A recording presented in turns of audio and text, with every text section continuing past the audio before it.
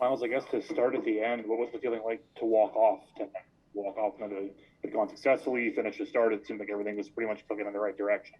Felt good to come off the field, kind of on my own terms, and be healthy and feel good. So that's a nice feeling to go out there and have an okay first outing back.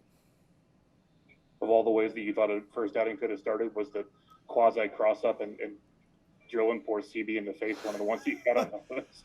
uh, just fastball kind of took off and cut a little bit, and no, not exactly. It wasn't the smoothest start to my first time back, but was able to rein in the butterflies and get better as the game went on. Is there a way to compare how you feel like right now as opposed to how you would feel after a normal start? Is this, I mean, about what it would be like after a regular start? Yeah, I feel pretty normal. A little tired.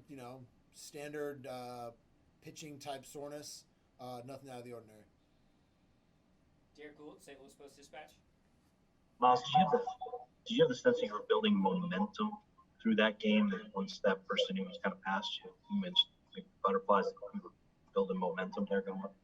Yeah, getting through that first inning, having some traffic, walk and hit a guy. It's not like they were necessarily beating me, so I knew that I could take that feeling out. If I just could be a little bit better throwing strikes, getting hit early in the count, and then I could do my best to control the game from there on out.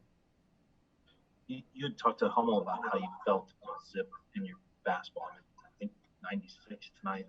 Did that feel more 2019, 2018 ish than you have in years? Yeah, yeah. I joked about it the other day as I hadn't seen a 96 in 2 years. So it feels good, and it feels good to have that in your back pocket. I'm not out there trying to throw every ball as hard as I can, but to know that you've got a little extra juice in your back pocket kind of goes a long way, confidence wise. So it's always good to have that and be able to use it when you need it. You've watched this team from your mostly from your rehab side all year. Look for starting pitching and struggle to find it. And now, for the first time, you got Jack, yourself, and Wainwright all together. Do you have an idea of what's possible? Yeah, I think when you're looking at having your rotation together, better late than never, and you kind of hope it's not too late. But when you look at the season as a whole and the league and what other teams are doing, I mean, we're getting guys off the IL right now, and we're starting to get guys back, and you're seeing other teams kind of on the other end of that. Guys that have been healthy all year kind of starting to break down. So it's never good to be hurt, but if you can be healthy for that run at the end, I think we've put ourselves in a good position to have fresh guys and to make a good push towards the playoffs. Is there a reason behind the Conan tree? Uh, as my game, I was trying to pump myself up for the game, so didn't work. Thanks. Zach Silver, MLB.com. And Miles, right off that, I mean, you said trying to pump yourself up, and what is the process like of knowing you can throw faster but taking it off? I mean, maybe for me, not a baseball player, if I could throw 96, I would want to throw 96 every time I could. What is just the process for you to know you can do that but not want to go full 2-4?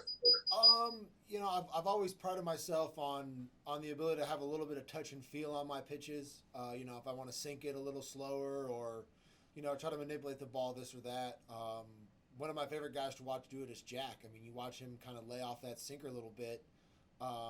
He goes from 96 to what's almost like a changeup for him, and he touches and feels, takes a little bit off the fastball. I think that's a little bit more of an old school pitching philosophy. Use your best stuff to stay out of trouble. Not necessarily only to get out of trouble, but to just have a little touch and feel. I think it helps you go deeper into games, helps you not exhaust yourself, and at full bore, I don't think anyone is as accurate as they'd like to be. So having a little touch and feel, being able to move the ball around, I think is more important in general. That's something you feel like has had to be a little bit more enunciated over this last year or so, or something that you feel like has always been there and you're just kind of highlighting it a little bit more? I mean, I feel like I've always kind of had a little bit of touch and feel. I mean, if you go back and look at some of my games, even from 18 or 19, you'll see, sinkers at 90, 91, and every once in a while a four-seamer with a 6 or a 7. So, having those two pitches, being able to differentiate between them gives you another look.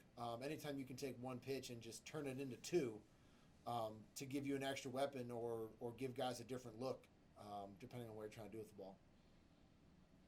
Thanks. Thanks, Miles.